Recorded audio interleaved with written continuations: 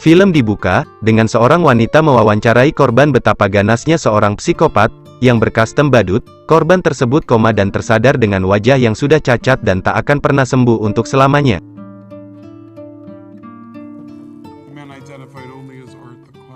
Di sisi lain, kita diperlihatkan dengan seseorang yang menonton siaran tersebut.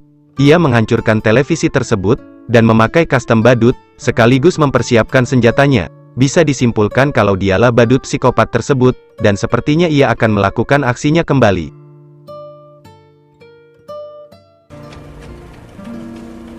Selesai wawancara tersebut, di saat pembawa acara sedang bersantai di ruang make up, ia merasa kalau dirinya sedang diawasi oleh seseorang. Ternyata benar saja, wanita yang diwawancarainya tadi, datang dan mencongkel kedua bola matanya.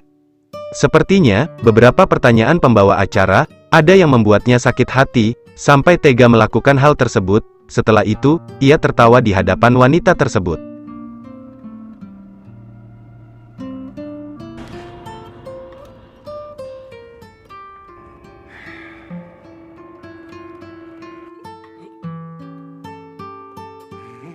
Selanjutnya, kita difokuskan kepada dua wanita, cantik dan seksi, yang bernama Melissa sedangkan yang rambut hitam bernama Tari. Mereka berdua, baru selesai pesta dan sedikit mabuk. Pada saat mereka ingin masuk mobil untuk pulang, secara tiba-tiba badut tersebut muncul. Reaksi Melissa pun sangat santuy. Malahan ia bercandakan badut tersebut. Berbeda dengan Tari, ia tampak sangat ketakutan dan sangat gelisah ketika melihat badut tersebut. Karena merasa lapar, mereka pun memutuskan untuk ke restoran sejenak. Sesampainya di sana, selang beberapa menit, ternyata badut tadi mengikuti mereka masuk ke dalam restoran juga, yang membuat Tari risih, apalagi ketika badut tersebut memberikan senyumannya. Melihat tampang Tari yang ketakutan karena badut tersebut, Melissa pun mendatangi badut tersebut dan selfie bersamanya, berharap rasa takut Tari hilang, karena Melissa menganggap kalau itu hanyalah badut biasa.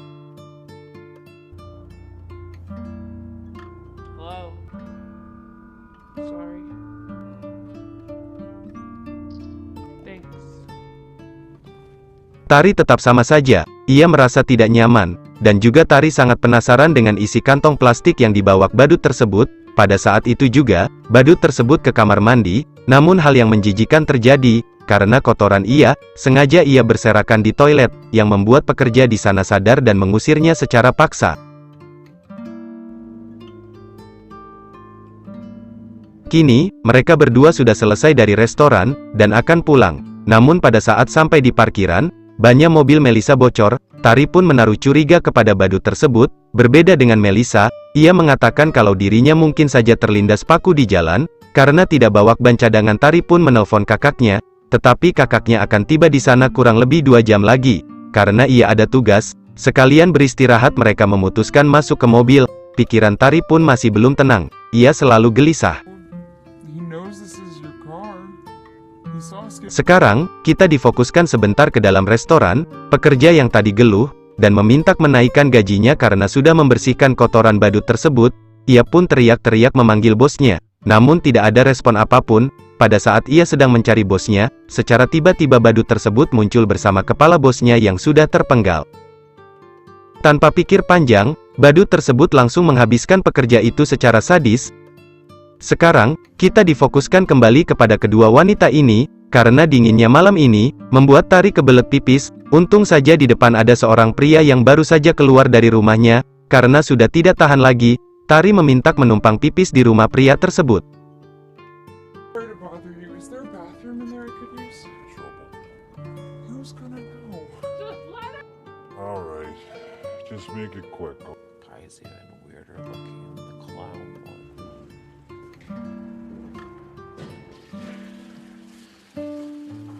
Mau tidak mau, Tari pipis di toilet yang sangat jorok, dan pria tersebut mengatakan kalau kamar mandi tersebut banyak sekali tikus, jadi hati-hati dan pandai-pandai untuk pipis di sini.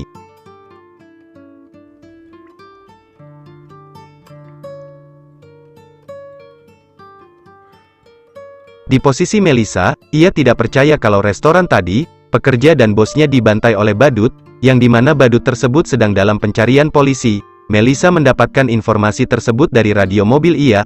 Tak selang lama pintu mobil terbuka dan ada orang yang masuk. Melissa kira itu adalah Tari. Ia pun terus bercerita tentang berita tadi. yang ternyata itu adalah badut tersebut. Di sisi Tari, ia mendengar suara tangisan di ruangan sebelah. Karena penasaran ia menghampirinya, yang ternyata suara tersebut adalah suara dari wanita tunawisma yang sedang menggendong boneka bayi. Karena merasa risih, Tari segera pergi dari tempat ini. Oh, I'm sorry.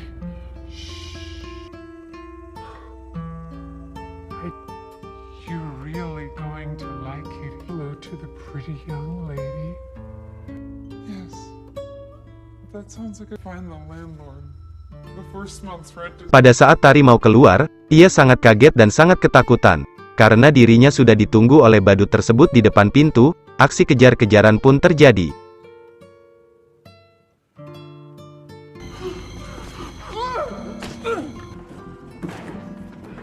Naas bagi Tari, ia tertangkap padahal ia sudah menjerit meminta tolong kepada si pemilik rumah, tetapi ia tidak mendengar karena memakai earphone.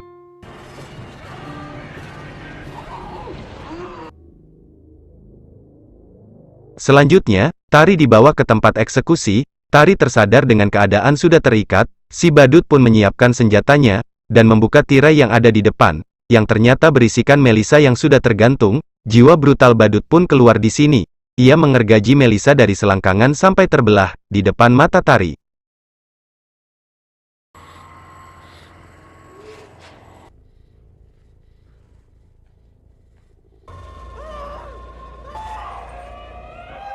Karena sudah sangat terdesak, Tari pun berhasil melepaskan ikatan yang ada di kakinya, dan berhasil memukul badut tersebut dan kabur.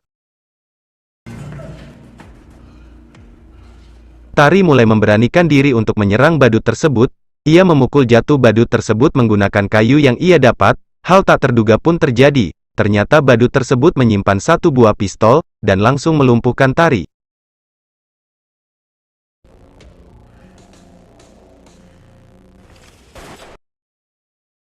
Sepertinya, badut tersebut tidak mau kasih nafas lagi ke Tari. Ia segera menghabisi Tari menggunakan pistol yang ia miliki. Nasib sial akan menimpa kakaknya Tari, yang bernama Dea. Kini dia sudah sampai di lokasi adiknya, dan mencoba menghubungi adiknya melalui SMS, namun naas yang membalas SMS-nya adalah badut tersebut.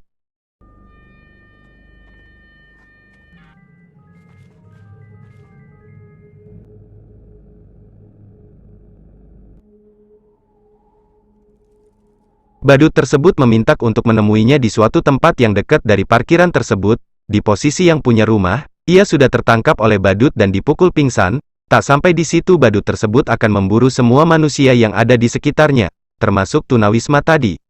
Tunawisma tadi, mencari anaknya yang sudah hilang dari tempat tidurnya. Ia mencari ke sana kemari, sampai akhirnya ketemu, yang dimana anaknya ternyata sedang digendong badut tersebut. Meskipun begitu tunawisma tersebut memiliki rasa kasih sayang kepada anaknya sangat tinggi, ia mendekati badut tersebut dan menceritakan tentang kasih sayang. Mommy's here.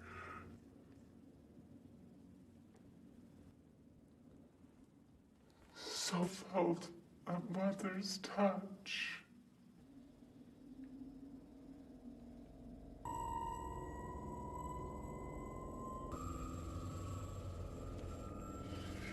Sekarang kita dialihkan ke Dea.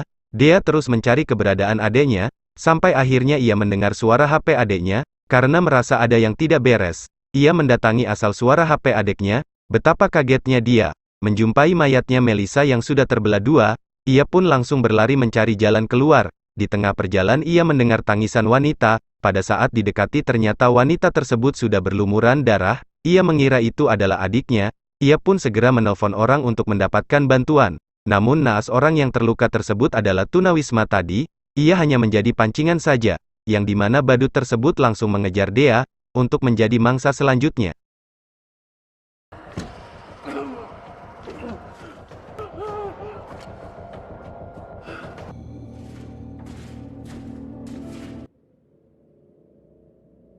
Sampai akhirnya, Dea berhasil ditangkap oleh badut tersebut. Ia tangkap dengan cara mukanya dikekang menggunakan plastik. Akan tetapi Dea berhasil melawan dan melukai kaki badut tersebut, dan lanjut kabur lagi.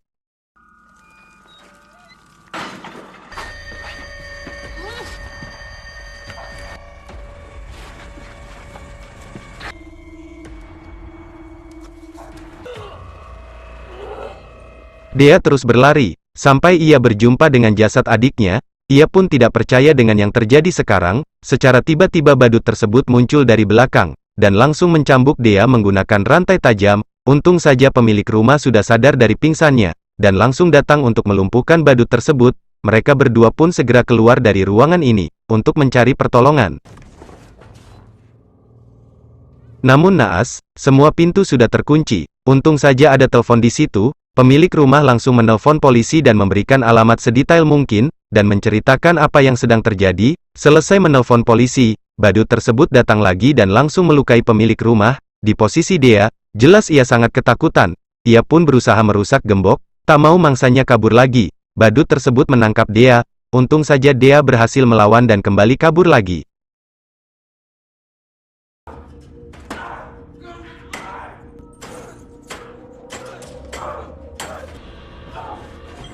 Dea pun bersembunyi di gudang. Sepertinya badut tersebut mencium aroma Dea di gudang.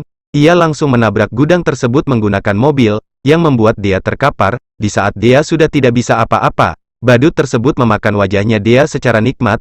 Tidak selang lama pihak polisi datang, dan menodongkan pistol ke arah badut tersebut. Karena tidak mau masuk penjara, badut tersebut memutuskan untuk bunuh diri. Police! Don't fucking move! Put your hands up right now! Central.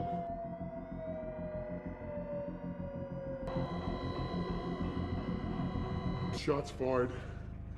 Multiple casualties. Sekarang, jasad Dea dan badut tersebut sudah dibawa ke rumah sakit untuk diidentifikasi. Jasad yang lainnya sedang dalam pencarian polisi. Pada saat jasad badut tersebut dibuka, entah apa yang terjadi, lampu di ruangan tersebut mati hidup secara misterius. Pada saat itu juga, dokter melihat kembali ke badut tersebut. Ternyata badut tersebut sudah bangun, dan mencekik dokter tersebut, sampai tidak sadarkan diri.